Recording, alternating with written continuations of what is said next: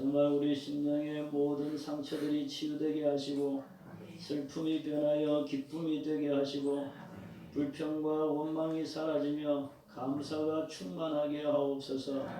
하나님 말씀이 우리 심령을 쓰임을 더하여 주시고 하나님의 말씀으로 인하여 정말로 기뻐하며 즐거워할 수 있는 복된 시간이 되게 하옵소서. 예수님 이름으로 기도드리옵나이다.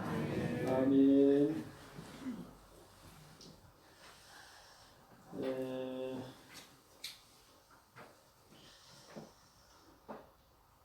오늘 말씀은 예수님을 믿게 하는 증거, 증언인 것입니다. 그러니까 예수님을 믿어야 되는데, 근데 예수님을 믿을 수 있도록 하는 증거가 뭐냐? 그것이 이제 오늘 말씀의 주제가 되죠. 지난 주에 우리가 말씀을 본 것이 예수님의 제자가 되라는 것이었죠. 생각나십니까? 주보에 나와 있죠. 주보에 나와 있으니까 한번 보세요. 부모나 형제나 자매보다도 예수님을 더 사랑해야 내 제자가 될 수 있다. 그리고 또 자기 십자가를 지고 나를 따라야 내 제자가 될 수 있다. 그리고 완공을 해야 된다. 기초만 쌓고 중단하면 비웃음을 살 것이다. 그리고 이 전쟁하는 비유도 들었죠. 전쟁을 할지 화친을 할지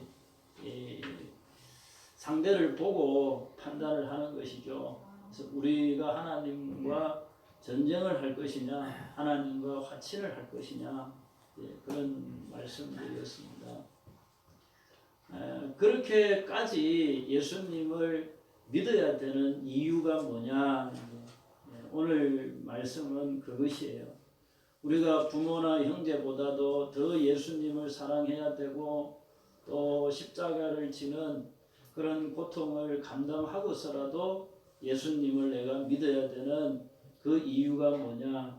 이제 그것을 확실하게 알아야, 그래야 우리가 믿음을 끝까지 잘 지킬 수도 있고, 그리고 또 우리가 믿는 그 믿음이 우리의 기쁨이 되고 또 자부심이 되고 또 자랑이 될 수도 있거든요. 우리가 하나님을 섬기는 것이 평생 섬기는 건데, 근데 평생 섬기는 그 하나님에 대한 믿음이 별로 기쁘지 않으면 얼마나 불행한 것이에요. 하나님 섬기는 게 맨날 힘들기만 하고 맨날 어렵기만 하고 뭐 기쁘지는 않고, 그런데 평생을 해야 돼. 그러면은 그게 얼마나 불행한 것이냐 말이에요. 목회하는 것도 마찬가지예요. 목회하는 것도 평생 하는 거잖아요. 근데 설교하고 목회하는 이런 일들이 행복하지 않으면, 기쁘지 않으면 평생 하는 게 얼마나 불행한 것입니까?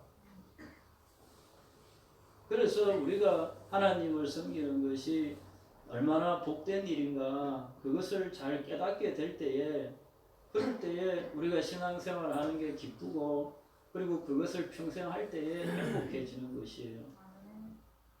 그래서 그것을 그렇게 기쁘게 행복할 수 있게 할 수 있으려면 예수님이 누구인가에 대한 그 지식이 확실하고, 그리고 내가 그 예수님을 왜 믿어야 되는지에 대해서 정확하게 알고 있어야지, 그래야 그 예수님의 제자가 되어서 산다는 것이 그게 행복할 수가 있는 거란 말입니다.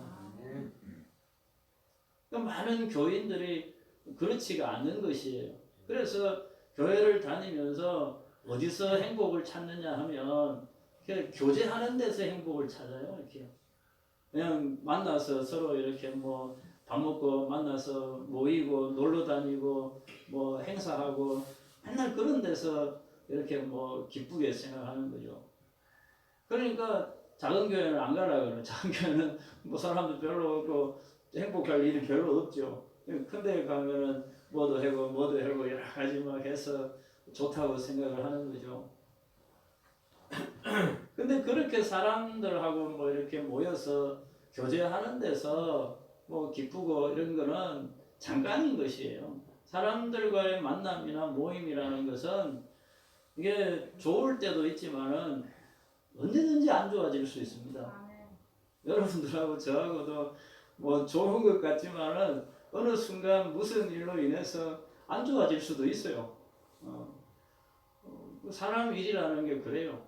그래서 늘 사람들하고 이렇게 있을 때는 조심스럽죠. 혹시라도 무슨 오해가 생기진 않을까, 혹시라도 뭐 갑자기 황당한단 말이에요. 나중에 되면은 섭섭했다 그러고 말이죠. 그때 기분 나빴다 그러고 막 그러면은 나는 뭐 별 생각이 없는데 나중에 뭐 누가 그렇다 그러면은 얼마나 황당해요 그게. 그래서 늘 조심스러운 거죠. 근데 그래서 우리 믿음, 신앙의 기쁨, 신앙의 행복이라고 하는 것은 예수 그리스도를 아는 데서 기쁨이 있고 행복해야 그게 참된 것이지. 이렇게 사람들이 모여가지고 우리끼리 뭐 모이고 밥 먹고 놀고 하는 데서 기쁜 거는 그거는 별거 아니에요. 그러니까 여러분들의 신앙생활도 초점을 잘 맞춰야 됩니다. 예수 그리스도를 아는 기쁨, 그것이 충만하기를 바랍니다. 그래서 이 그 복음서, 이제 마태, 마가, 누가, 요한을 복음서라고 하는데, 이 복음서의 핵심 주제가 바로 예수님이 누구냐라는 것을 기록하고 있는 것이죠. 그래서 마태복음 1장 1절에서 마태는 뭐라고 시작을 합니까? 아브라함과 다윗의 자손 예수 그리스도의 세계다, 이렇게 시작을 하는 것이죠. 예수 그리스도를 증언하는 것이. 마가복음 1장 1절에서는 하나님의 아들 예수 그리스도의 복음의 시작이다, 이렇게 시작을. 하나님의 아들 예수 그리스도. 그리고 요한복음 1장 1절은 뭐라고 시작합니까? 태초에 말씀이 계시니라, 이렇게 시작하죠. 그 말씀이 하나님과 함께 계셨으니 곧 하나님이시다, 이렇게. 그러니까 요한복음에서 예수님을 소개하는 것은 태초에 계신 말씀이고 하나님이시다라고 그렇게 소개를 하는 것이죠. 그렇게 해서 이제 쭉 이제 예수님이 어떤 분이신가를 기록하고 증언해내는 것이 복음서인 것이에요. 오늘 본문 말씀에서도 예수님께서 이 31절에 보면 내가 만일 나를 위하여 증언하면, 증언이라는 말을 쓰죠. 32절에도 나를 위하여 증언하시는 이가 따로 있으니 나를 위하여 증언하시는 그 증언이 참인 줄 아노라. 이렇게 33절에도 증언이라고 그러고 34절도 증언이고 36절에도 증거 이렇게 계속해서 증언, 증거 이런 말들을 계속하고 있는 것이죠. 그러니까 증거나 증언이라고 표현하는 것은 무엇 때문에 이렇게 증거, 증언이라는 말을 씁니까? 우리가 왜 증거가 필요하고 왜 증언이 필요합니까? 확신이죠. 확인하기 위해서잖아요.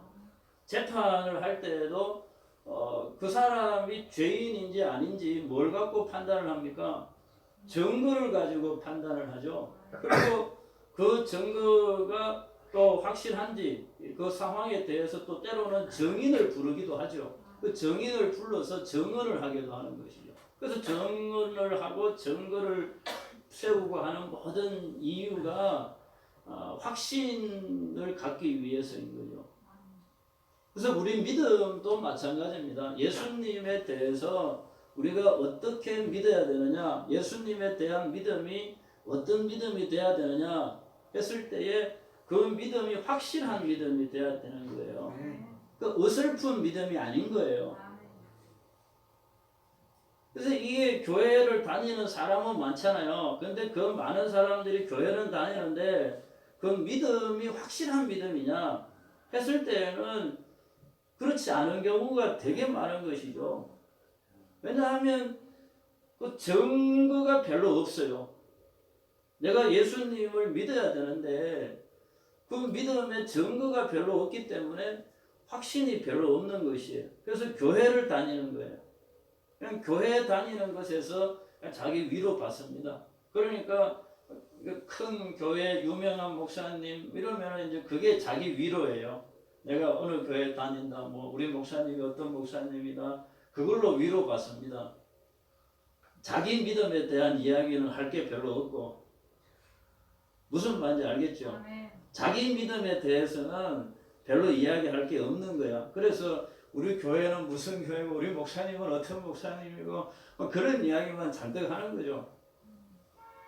오늘 이야기의 핵심은 그런 이야기가 아니고, 나는 이런 증거를 가지고 예수님을 이렇게 믿는다. 그게 확실해야 한다는 거예요. 나는 이런 증거를 가지고 예수님을 이렇게 믿고 있다. 그거를 어디서든지 누구 앞에서든지 확실하게 증언을 할 수 있어야 된다는 거죠. 그게 있어야만 내가 믿는 믿음에 자신감, 확실함이 있는 것이고, 거기에서 내 기쁨이 생기는 것이고 내 자부심이 생기는 거고, 그래야 그 믿음을 평생 가질 수가 있는 것이에요. 평생 신앙생활이 그렇게 행복해질 수가 있단 말이에요. 예수님이 이 누구냐라는 것에 대해서 8장 53절을 한번 보십시다. 8장 53절에 보면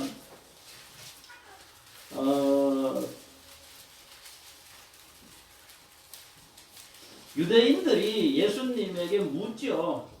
예수님께서 여기 보면은 뭐 앞에 나오는 내용이 이제 여러 그 말씀들이 있습니다. 여기에서 아브라함도 이제 그 예수님을 이렇게 대접하지 않았다 이렇게 말하거든요. 예수님이 그 39절 40절에 보면 그렇게 되어 있어요. 40절에 보면 지금 하나님께 들은 진리를 너희에게 말한 사람인 나를 죽이려 하는도다. 아브라함은 이렇게 하지 아니하였느니라 이렇게 되어 있잖아요. 그러니까 너희는 나를 죽이려고 하는데 아브라함은 나한테 이렇게 안 했다 이렇게 말하거든요. 그러니까 유대인들이 깜짝 놀라죠. 아브라함이 나한테 이렇게 안 했다? 라고 하는 거는 예수님이 언제 있었다는 거예요. 아브라함 때도 있었다. 아브라함을 만났다는 이야기잖아요. 그 유대인들이 깜짝 놀라가지고, 아니 네가 지금 나이가 몇 살인데 아브라함을 만났느냐, 그렇게 되는 거거든요.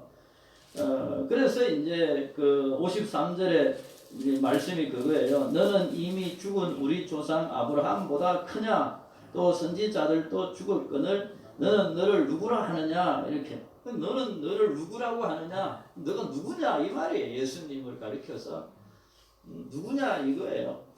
근데 이게 여기서만 나오는 게 아니고 마태복음 8장 27절에도 보면 예수님이 그 갈릴리 바다를 잔잔케 하시죠. 잔잔케 하실 때에 제자들이 하는 말이 이 사람이 어떤 사람이기에 바람과 바다도 순종하는가 이렇게 말합니다.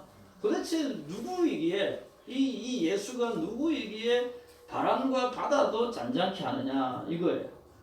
그리고 마태복음 13장에도 보면 고향 사람들, 이 나사렛 사람들이잖아요. 고향 사람들이. 그 나사렛 사람들이 이 예수님이 그 말씀을 전하는 그 지혜와 능력, 또 여러 가지 병을 고치고 귀신을 쫓아내는 그런 능력을 보고 고향 사람들이 하는 말이 뭐냐면 이 사람은 목수의 아들이 아니냐 이렇게 묻습니다.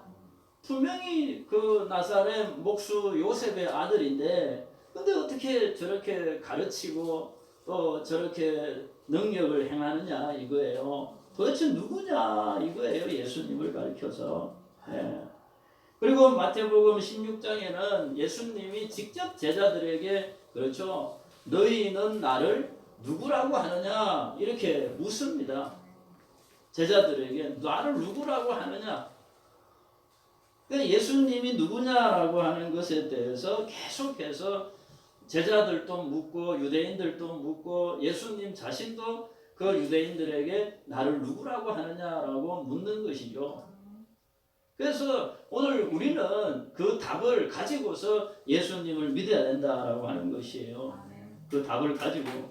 그래서 요한복음에서 우리가 요한복음에서 예수님이 누구냐라는 것을 찾아보려고 하는 것입니다. 요한복음 1장 1절을 한번 보세요. 요한복음 1장 1절에 보면 태초에 말씀이 계시니라 이렇게 시작을 하죠. 이 말씀이 하나님과 함께 계셨으니 이 말씀은 곧 하나님이시니라 이렇게 되어 있어요. 그가 태초에 하나님과 함께 계셨고 만물이 그로 말미암아 지은 바 되었으니 지은 것이 하나도 그가 없이는 된 것이 없느니라. 그렇죠. 그러니까 예수님은 태초부터 계셨다 이거예요.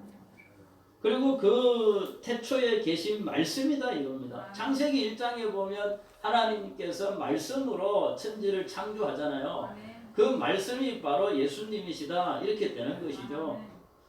그리고 그 말씀이 곧 하나님이시다 이렇잖아요. 그러니까 곧 예수님이 하나님이시다 그런 말인 것이죠. 이해가 되십니까? 네. 그래서 우리가 예수님을 믿는 것은 누구를 믿는 거예요? 하나님을 믿는 거예요. 그리고 예수님이 말씀이잖아요. 그러니까 예수님을 믿는 것은 하나님을 믿는 것이고, 그리고 예수님이 말씀이니까 우리가 하나님을 믿는다고 하면 뭘 믿어야 돼요? 말씀을 믿어야 되는 것이죠.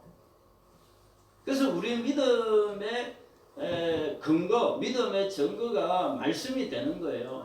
그러니까 여러분들이 믿음이라고 하는 것을 어렵게 생각하지 말고 내가 뭘 믿어야 되느냐 했을 때에 제일 딱 떠오르는 것이 첫 번째가 뭐냐면 말씀을 믿는 것이에요. 그래서 여러분들 보고 계속해서 성경을 읽으라고 이야기하잖아요. 성경을 읽어야 된다. 성경이 하나님 말씀이잖아요. 그러니까 하나님이 우리에게 이 성경이라고 하는 말씀을 주실 때에는 우리가 이 말씀을 통해서 예수님을 알고 이 말씀을 통해서 하나님을 알고 믿으라고 준 거란 말이에요. 그래서 성경을 모르면 믿음이 안 생기는 것이에요. 믿음은 들음에서 나고 들음은 하나님의 말씀으로 말미암는 것이죠. 그러니까 여러분들의 믿음이 약하다든지 믿음이 작다든지 믿음이 없다든지 하는 것은 다 성경을 모르기 때문에 그런 것이에요. 성경을 읽고 성경을 듣고 성경을 깨달으면 그만큼 믿음이 성장하든지 그만큼 믿음이 강해지든지 하는 것이에요. 그러니까 여러분 자신을 한번 가만히 보세요. 내가 말씀을 얼마나 가까이 하고 말씀을 얼마나 더 깊이 알려고 하고 말씀을 얼마나 읽고 듣고 깨달으려고 하는가, 거기에서 여러분들의 믿음의 정도가 결정이 되는 것입니다. 그러니까 말씀에는 별로 관심 없고 교회 연수만 뭐 20년 다녔네, 30년 다녔네, 40년 다녔네 해봐야 믿음이 없는 사람인 거죠. 그렇잖아요. 뭐 아무리 40년 다녀도 성경 한 번 안 읽어보고 다닌 사람은 믿음 별로 없는 사람이에요. 그 40년도 그냥 새벽기도 열심히 나오고 예배 꼭 참석하고 그러면은 자기가 안 읽더라도 목사님 설교 말씀이라도 매일 듣는 거잖아요. 그러면은 그런 다행인데 40년을 다녔는데 맨날 주일 낮 예배만 그냥 떠문떠문 다니고 그러면은 그게 믿음이 생기느냐 이 말이에요. 안 생기는 것이에요. 근데 그렇게 다니면 40년 다녔다고 또 다 권사님이잖아요. 그렇잖아요. 그러니까 정신 똑바로 차려서 하나님의 말씀을 하나님이 우리에게 주신 게 그 말씀을 통해서 하나님을 알고 예수 그리스도를 알고 그것이 믿음이 돼야 된다라고 해서 우리에게 주신 거니까 그 말씀을 부지런히 읽어야 된다는 거예요. 네. 그리고 14절 말씀을 1장 14절 읽어보십시다. 시작. 말씀이 육신이 되어 우리 가운데 거하심에 우리가 그의 영광을 보니 아버지의 독생자의 영광이요 은혜와 진리가 충만하더라. 그 말씀이 뭐가 되었습니까? 육신이 됐다 이거. 그래서 그분이 바로 예수님이시다 이런 말이죠. 자, 그리고 이제 6장을 봅니다. 6장 요한복음 6장 48절 6장 48절에 보면 뭐라고 설명합니까? 내가 곧 생명의 떡이다 이렇게 말씀하고 있죠. 예수님께서 자기 자신을 나는 하늘에서 내려온, 그죠? 51절에 보면 그래 돼 있죠. 50절에 보면 이는 하늘에서 내려온 떡이니 그래 돼 있죠. 51절도 나는 하늘에서 내려온 살아있는 떡이니 사람이 이 떡을 먹으면 영생하리라. 내가 줄 떡은 그 세상의 생명을 위한 내 살이니라 이렇게 말씀하죠. 예수님이 하늘에서 내려온 생명의 떡이다 이렇게 예수님 자신을 말씀하고 있습니다. 그리고 8장 12절 말씀, 8장 12절에 보면 예수님께서 또 말씀하여 이르시되 나는 세상의 빛이다 이렇게 말해요. 나를 따르는 자는 어둠에 다니지 아니하고 생명의 빛을 얻으리라. 그러니까 어둠과 빛이 나오잖아요. 그러니까 예수님을 믿는 사람, 예수님을 영접한 사람, 예수님 안에 있는 사람은 어디에 있는 사람입니까? 빛 가운데 있는 사람이죠. 어두움에 다니지 않는다 이거예요. 그러니까 예수님을 제대로 알고 믿는 사람은 어두움이 없어요. 여러분 마음이나 얼굴이나 여러분들의 어떤 생각 속에 자꾸 어두움이 있는 것은 예수님하고 거리가 그만큼 멀다는 뜻이에요. 빛이 있잖아요. 어두움이 아무리 짙은 어두움이라도요, 빛이 딱 비치면 어떻게 돼요? 어두움이 사라지잖아요. 예수님이 빛이니까 예수님이 빛이신 예수님이 내 인생에 딱 들어와. 그럼 내 인생이 어떻게 돼요? 밝아지잖아요. 예수님이 어두운 내 마음에 빛이신 예수님이 딱 들어와요. 그러면 내 마음이 밝아지잖아요. 그러니까 성도들 얼굴이 밝아야 돼요. 빛이잖아요. 그 예수님이 빛인데 그 빛이신 예수님이 내 안에 있는데 내가 맨날 어두워? 그러면은 뭔가 이상하잖아요. 빛이신 예수님이 내 안에 있으면 나는 밝아야 정상인 거죠. 그래서 여러분들의 얼굴이 항상 밝아야 됩니다. 근데 그 밝음과 어두움의 관계는 어떻습니까? 거리잖아요. 빛이 점점 멀어져 가면 어두움이 점점 짙어지는 것이죠. 그럼 빛이 가까워지면 어두움이 물러가는 거잖아요. 그게 거리 관계예요. 그래서 예수님하고 우리하고 얼마만큼의 거리가 있느냐 이거예요. 그러니까 예수님하고 가까우면 가까울수록 나는 밝아지는 거죠. 반대로 예수님하고 멀어지면 점점 어두워져 가는 것이에요. 그래서 이게 핵심은 빛이신 예수님하고 내가 얼마나 가까우냐 그게 핵심인 거예요. 그러니까 자꾸 무슨 뭐 약 먹고 병원 찾아다니고 뭐 외롭네 우울하네 뭐 그런 자꾸 그걸 참 너무 안타까운 거죠. 성경 말씀상으로 보면 빛이신 예수님을 깨달으면 그 모든 게 다 사라지게 돼 있습니다. 맨날 뭐 우울하고 뭐 어둡고 왜 그런지 이해가 잘 안 나 같은 사람은 내가 봤을 때 왜 저러고 살아 도대체. 여러분들이 저를 봤을 때 언제 한번 우울한 적이 있었습니까?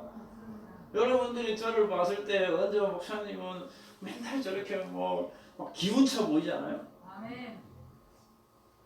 왜 그러겠어요? 하나님의 말씀을 날마다 묵상하고 날마다 말씀을 연구하고 날마다 말씀을 내 안에 새기는 거죠.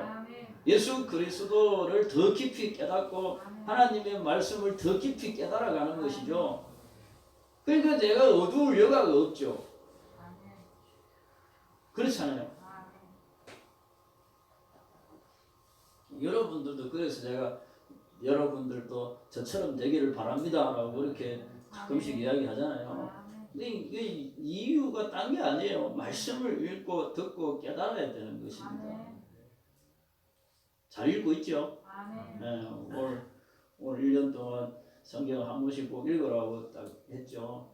올해만 할 게 아니라 해마다 이제부터는 해마다 이렇게 성경 한 번씩 읽고 넘겨야 되는 것이 해마다. 네. 그리고 10장도 봅니다. 10장 말씀에도 예수님께서 7절에 예수님 10장 7절에 그러므로 예수께서 다시 이르시되 내가 진실로 진실로 너에게 말하노니 나는 양의 문이다. 이렇게 양의 문이다. 문. 예수님을 양의 문이라고 하면서 뭐라고 그 9절에 보면 내가 문이니 누구든지 나로 말미암아 들어가면 구원을 받고 또는 들어가면 나오며 꼴을 얻으리라. 그러니까 구원의 문인 거죠. 예수님은 구원의 문이고 꼴을 얻을 수 있는 문이고 그런 것이죠. 그리고 11절에도 나는 선한 목자다. 이렇게 선한 목자는 양을 위하여 목숨을 버린다. 이렇게 말하죠. 선한 목자. 그리고 11장 25절을 봅니다. 11장 25절에 예수께서 이르시되 나는 부활이요 생명이니 나를 믿는 자는 죽어도 살겠고 무릇 살아서 나를 믿는 자는 영원히 죽지 아니하리니 이것을 네가 믿느냐. 예수님이 나는 부활이요 생명이다. 이렇게 예수님 자신을 설명을 합니다. 14장 6절도 봅니다. 14장 6절에는 뭐라고 그래요? 예수께서 이르시되 내가 곧 길이요 진리요 생명이니 나로 말미암지 않고는 아버지께로 올 자가 없느니라. 그러죠. 길이요 진리요 생명이다. 15장 1절에는 나는 참 포도나무요 이렇게 말하죠. 참 포도나무라고 말하는 것은 2절에 보면 물은 내게 붙어 있어 열매를 맺지 아니하는 가지는 제하여 버리고 그렇게 말합니다. 그리고 그 5절에도 보면 나는 포도나무여 너희는 가지라. 그가 내 안에 내가 그 안에 거하면 사람이 열매를 많이 맺나니 나를 떠나서는 너희가 아무것도 할 수 없음이라. 예수님이 참 포도나무다 그렇게. 여기서 요한복음에서 전체적으로 이렇게 뭐 나는 생명의 떡이고 빛이고 문이고 목자고 부활 생명 이런 말 참 포도나무 다 공통적으로 예수님이 말씀하시는 핵심이 뭐냐면 생명인 거죠. 생명. 그렇죠. 이제 떡도 생명의 떡이고 빛도 생명이고 양의 문도 구원의 문 생명인 것이고 목자도 양을 위해서 목숨을 버리는 생명을 얻게 하는 것이죠. 양을 구원하는 것이고 부활이요 생명이요 생명. 그러니까 예수님이 생명이다 이 말인 것이에요. 그 생명 중에서도 영생을 가리키는 것이죠. 예수님은 영생이시다 이거예요. 그래서 예수님을 우리가 왜 믿어야 되느냐라고 했을 때에 예수님을 믿어야 되는 이유는 무엇을 얻기 위해서입니까? 생명을 얻기 위해서예요. 영생을 얻기 위해서다 이런 말인 것이에요. 그러니까 예수님을 믿는 이 이유나 목적이 어디에 있는 겁니까? 영생에 있는 거잖아요. 이것을 분명하게 알아야 됩니다. 그래야지 그 사람들이 교회를 왜 다니느냐 거기에 대해서 확실하게 대답을 할 수가 있잖아요. 그러니까 사람들이 그걸 잘 모르니까 교회가 뭐 왜 안 하냐 자꾸 교회가 뭐 어려운 사람 도와주고 교회가 뭐 더 착하고 교회가 더 정직하고 교회가 사회의 모범이 되고 교회가 뭐 이렇게 공익기관인 것처럼 막 그렇게 해서 교회가 뭐 이래야 되는 거 아니냐 자꾸 이야기하는 거죠. 근데 교회가 그거 하는 게 아니죠. 교회는 뭐 하는 데입니까? 예수님을 알고 믿어서 영생을 얻게 하는 게 교회예요. 그 교회가 영생을 얻게 하는 게 교회인데 근데 자꾸 뭐 안 한다고 자꾸 그래요. 그거는 우리가 뭐 할 형편되면 하는 거고 안 할 형편되면 안 하는 거고 그건 뭐 선택이지 그거를 필수인 것처럼 교회가 마땅히 뭐 그래 해야 되는 것처럼 그렇게 이야기하는. 근데 또 교인들이 거기 또 다 넘어가요. 또 뭣도 모르니까 교회가 그런 거 안 한다고 또 예전에 어떤 뭐 우리 교회는 아주 참 남의 교회 집사님인데 그런 뭐 이제 자기 막 화난데 다른 교회 집사님인데 왜 그러냐 그랬더니 회의를 하는데 말이야 뭐도 하고 막 이렇게 이제 계획을 세우잖아요. 근데 그 불우 이웃 돕기나 뭐 어려운 사람 도와주고 그런 계획은 하나도 안 세우더라는 거죠. 그 자기는 그게 너무 화가 나더라는 거야. 교회가 뭐 목사님 뭐도 해주고 뭐 교회 뭐도 하고 그런 거는 잔뜩 하는데 왜 어려운 사람 도와주는 그런 계획을 하나도 안 세우냐. 그게 자기는 너무 화나더래. 그래서 내가 그랬죠. 교회는 그런 거 하는 게 아니고 예수님을 알고 구원을 받고 영생을 얻는 것이 그게 더 중요합니다. 집사님도 거기에 좀 관심을 가지세요. 내가 그랬단 말이에요. 그랬더니 그분이 하는 말이 아니 나 자기는 그런 데 관심 없대.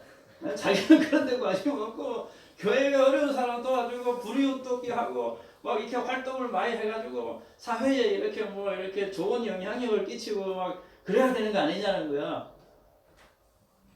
그래서 주사님은 그럼 뭐 예수님도 관심 없고 구원도 관심 없고 자기는 그런 데 관심 없다. 근데 집사님이야. 분명히 알아야 돼요. 예수님이 우리에게 오신 것, 예수님이 우리에게 성경을 주신 것, 그건 우리에게 영생을 얻게 하기 위함입니다. 그래서 여러분들도 예수 믿고 교회 다니고 예배 드리고 신앙생활 하게 될 때에 어디에도 초점이 있어야 됩니까? 여러분 생명, 영생에 초점이 있어야 돼요. 내가 구원을 받는 것에 초점이 있어야지. 그래서 예수님을 왜 꼭 믿어야 되느냐라고 했을 때에 그 예수님을 꼭 믿어야 되는 이유는 바로 구원에 있는 것이죠. 네. 오늘 3장을 한번 봅니다. 요한복음 3장에 가서 3장 15절을 봅니다. 3장 15절에 보면 이는 그를 믿는 자마다 무엇을 얻게요? 영생을 얻게 하려 하심이니라. 16절 읽어봅니다. 시작. 하나님이 세상을 이처럼 사랑하사 독생자를 주셨으니 이는 그를 믿는 자마다 멸망하지 않고 영생을 얻게 하려 하심이라. 그렇게 그리고 17절도 하나님이 그 아들을 세상에 보내신 것은 세상을 심판하려 하심이 아니요 그로 말미암아 세상이 구원을 받게 하려 하심이라 이거예요. 그러니까 하나님이 아들을 보내신 목적은 우리에게 영생을 얻도록 구원을 받도록 하기 위한 것이다. 그렇죠. 그리고 36절도 보면 3장 36절에도 아들을 믿는 자에게는 뭐가 있어요? 영생이 있고 아들에게 순종하지 아니하는 자는 영생을 보지 못하고 도리어 하나님의 진노가 그 위에 머물러 있느니라. 예수님을 안 믿으면 하나님의 진노를 받습니다. 그리고 4장 25절도 봅니다. 4장 25절에도 여자가 이르되 메시아하고 그리스도라는 이가 오실 줄을 내가 아노니 그가 오시면 모든 것을 우리에게 알려주시리이다 이렇게 말하죠. 그랬더니 이 예수님께서 26절에 뭐라 그래요? 예수께서 이르시되 네가 말하는 내가 그라. 예수님 내가 그리스도다 이렇게 말하는 것이죠. 예수님이 그리스도이십니다. 그리고 5장도 봅니다. 5장 24절 25절을 보면 내가 진실로 이르노니 이를 내 말을 듣고 또 나 보내신 이를 믿는 자는 뭘 얻었어요? 영생을 얻었고 심판에 이르지 아니하는 사망에서 생명으로 옮겼느니라. 그렇죠? 생명으로 옮겼다 이거예요. 그러니까 항상 예수님은 우리에게 영생을 주러 오셨다는 것에 초점이 맞춰져 있습니다. 그리고 29절 마지막에도 보면 5장 29절에서 선한 일을 행한 자는 생명의 부활로 악한 일을 행한 자는 심판의 부활로 나오리라 이렇게 말하죠. 생명. 그리고 39절 40절을 봅니다. 5장 39절 40절 읽어보십시다. 시작.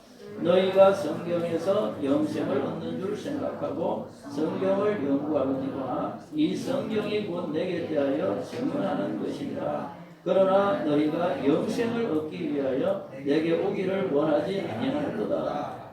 무엇을 얻는 것이에요? 영생을 얻는 것이에요. 그러니까 하나님의 초점은 예수님이 우리에게 보내신 초점은 우리에게 영생을 주기 위한 것이에요. 그러면 우리도 예수님을 믿는 이유가 우리도 성경을 믿는 이유가 영생을 얻기 위한 게 돼야 되잖아요. 그러니까 영생을 얻기 위해서라면 내가 세상에서 뭐 부모, 형제, 자식보다도 예수님을 더 사랑해야 되죠.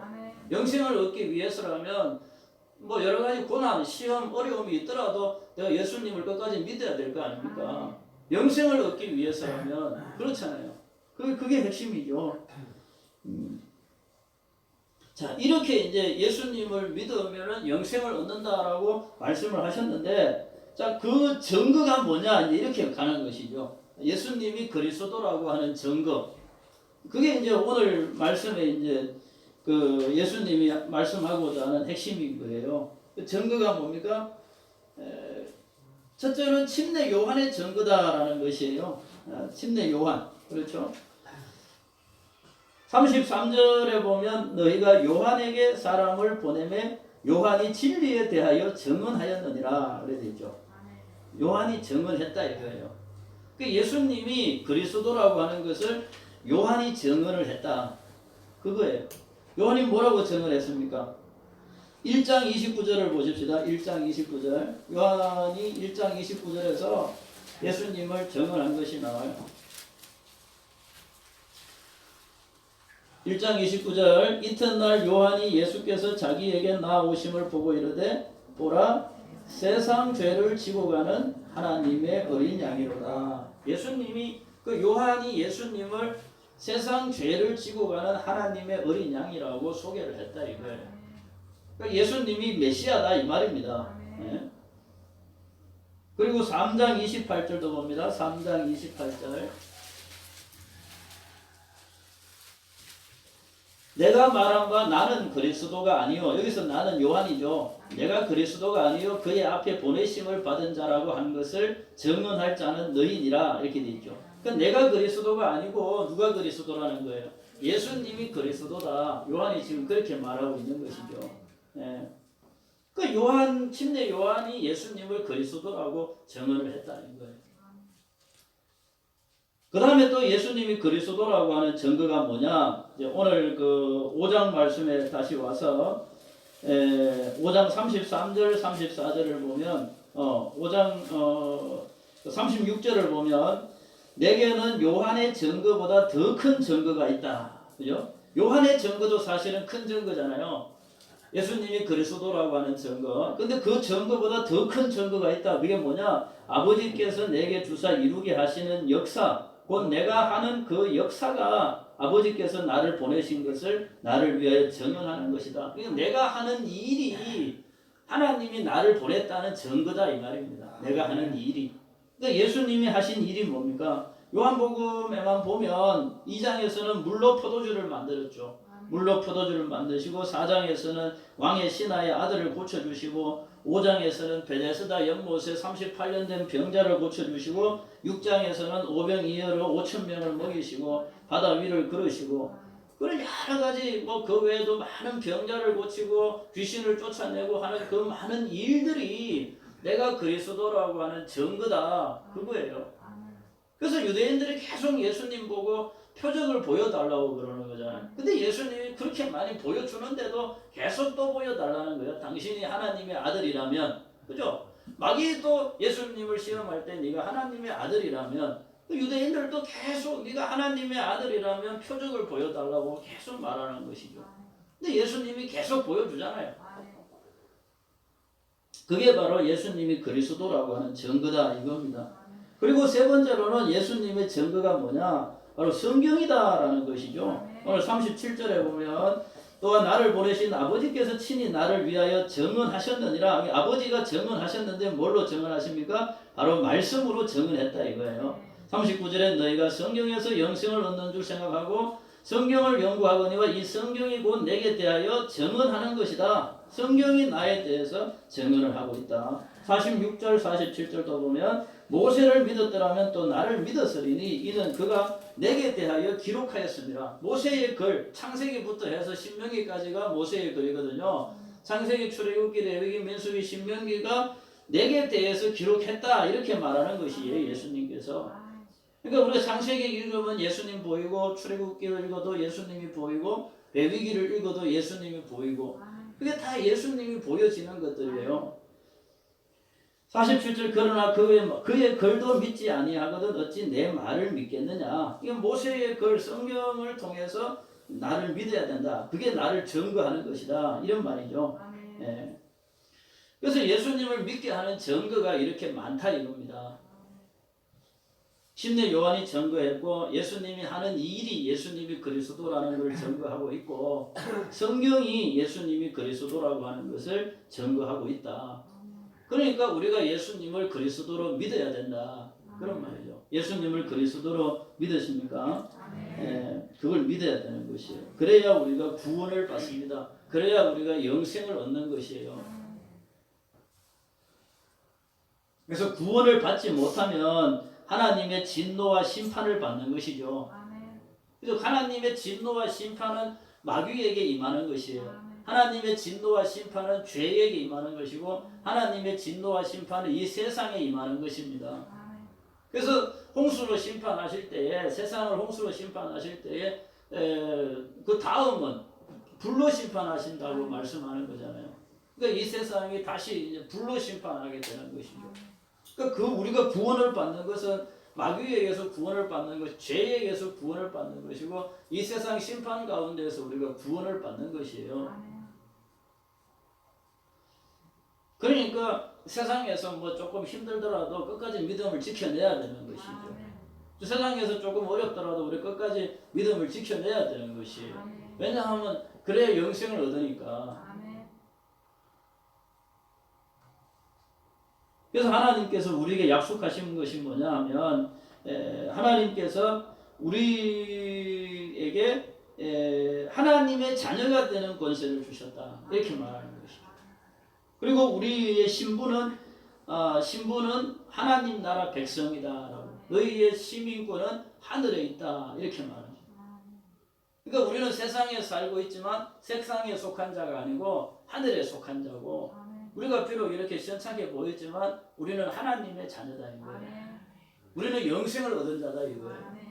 그게 우리의 자부심이고 우리의 기쁨이고 우리의 자랑인 것이죠. 그게 그러니까 그 자랑이 없으면은 교회를 다니는 게 사실 별로 무의미한 것이에요. 하나님의 자녀라는 것에 대해서도 잘 모르고 천국 백성, 하늘의 시민권이 있다는 것도 잘 모르고 또 하나님이 주시는 기업과 영광과 상급에 대해서도 잘 모르고 그러면은 교회를 다니는 게 뭐가 되는 것이에요? 비나이다 밖에 안 되는 것이에요. 비나이다 그냥 내 사업 잘 되게 해주세요. 비나이다 건강하게 해주세요. 비나이다 자식 잘 되게 해주세요. 맨날 그 타령인 것이에요.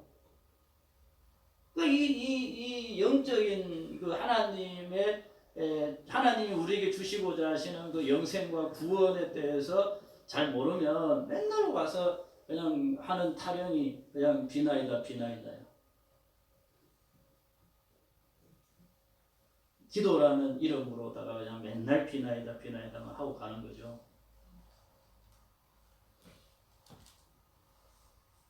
그래서 사실은 기도의 내용이라고 하는 것이 하나님께 감사와 찬송을 드리는 것이에요. 사실은 하나님 아버지에 대한 신앙을 고백하는 것이죠. 여호와는 나의 산성이시오, 나의 요새이시오, 나의 구원이시오, 나의 반석이시오. 성경은 매 그런 기도를 합니다. 근데 우리는 무슨 기도해요? 맨날 뭐 비나이다 뭐 잘되게 해주세요, 뭐 잘되게 해주세요. 맨날 뭐 해주게 해주세요. 맨날 그런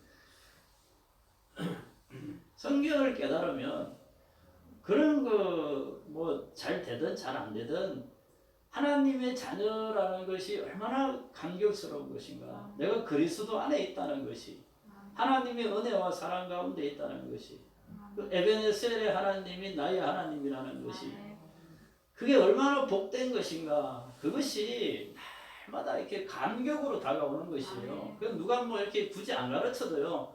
아침마다 새롭고 저녁마다 새롭고 순간순간마다 감사한 것이에요. 꼭 뭐 기도 시간에 예배 시간에 막 은혜 받아야만 감사한 게 아니라 날마다 기쁘고 날마다 충만한 거란 말이에요. 근데 이게 잘 모르니까 그냥 막 은혜 받아야 된다고 막 그냥 기도하고 은혜 받아야 된다고 막 난리 부르스 추고 말이죠. 근데 모르면 은혜를 받아야 돼요. 모르면 은혜를 받아야 되는데 은혜가 뭐 그렇게 받는 게 아니고 성경을 깨닫는 게 은혜 받는 거예요. 성경을 깨달아 가지고 내가 하나님의 자녀가 된 권세가 얼마나 감격스러운지, 예수 그리스도가 내 안에 계시다는 것이, 내가 하나님의 자녀가 되었다는 것이 그게 얼마나 감격스러운 일인가. 임마누엘 하나님이라는 그 말 자체가 얼마나 큰 뜻을 포함하고 있느냐 말이야. 그런 것들이 깨달아질 때에 그 세상 그 사소한 것이에요. 세상에 뭐 힘들고 어렵고 뭐가 어렵네 뭐가 힘든데라는 거는 별로 문제 될 게 없어요. 그 주사 맞을 때 여러분들 간호사들이 있잖아요. 뭐 해요? 엉덩이를 갖다가 손바닥으로 탁탁 치지 않습니까? 그리고 주사를 탁 넣죠. 그 왜 그런 줄 아세요? 아프지 마라 그러는 거예요. 그 왜 그래? 손으로 탁탁 치는 게 그게 딱 이게 더 아프잖아요. 그러니까 주사 바늘이 별로 안 아프게 느껴지는 거야. 그게 뭐 다른 이유가 있는 게 아니고. 그러니까 이게 행복이라는 게 이만큼 커지면 이게 슬픔이나 아픔이나 이런 거는 별로 이게 작아지는 것이에요. 이게 별로 작아지는 것이에요. 그러니까 하나님의 그 은혜가 충만하면 나머지 걱정 근심은 별로 걱정될 게 없는 거예요. 그러니까 여러분들이 걱정하는 거는 다 무슨 걱정이에요? 쓸데없는 걱정인 거예요. 그러니까 은혜가 충만하면 별것도 아닌데 그 은혜가 안 충만하니까 그냥 태산 같은 걱정을 하고 있는 거야. 그런 것이. 그래서 여러분들도 말씀을 잘 깨달아서 정말 하나님이 주시는 그 구원의 은혜가, 하나님이 주시는 그 영생의 감격이 얼마나 큰가, 그거를 깨닫게 될 때에 나머지 세상적인 것들은 별게 아니게 됩니다. 헛되도다 그렇게 아무것도 아니다. 예? 아무것도 아닌 것을 가지고 왜 그렇게 고민했을까? 아무것도 아닌 것 같고 왜 그렇게 걱정하고 염려하고 살았을까? 나이 들면 이제 후회하는 것이죠. 예. 참 날마다 행복하시기 바랍니다. 정말 그리스도를 깨닫는 감격, 그 그리스도를 믿는 감격이, 그게 증거가 있잖아요. 증거가 너무 확실하기 때문에 내 믿음이 너무나 분명한 것이에요. 그래서 그 기쁨이 충만한 것이죠. 그래, 그게 돼야 항상 기뻐하라는 말이 깨달아져요. 그게 돼야 범사에 감사하는 말이 깨달아집니다. 그게 안 되면 그게 무슨 말인가? 백날 깨달으라 해도 안 깨달아져요. 어떻게 범사가 감사하고 항상 기쁨이 되지? 그게 하나님의 은혜가 깨달아지면 그 말이 이해가 돼요. 충만하십시다. 기도하십시다. 네. 하나님 아버지 참 감사합니다.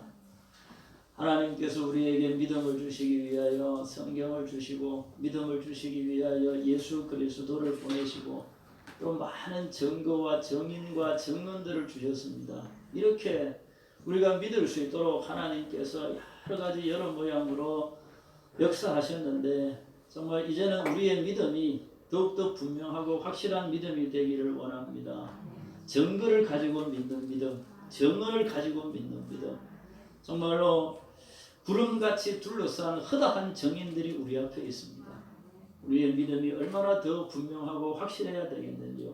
우리 모든 성도들이 성경을 읽기를 원하고, 성경을 깨닫기를 원하고, 성경을 통해서 말씀하시는 그 하나님의 분명한 음성을 듣고 믿음의 확신을 갖게 하옵소서. 정말 그리스도로 말미암아 우리에게 주시는 하나님의 구원과 그 영생의 풍성함을 깨닫게 하옵소서.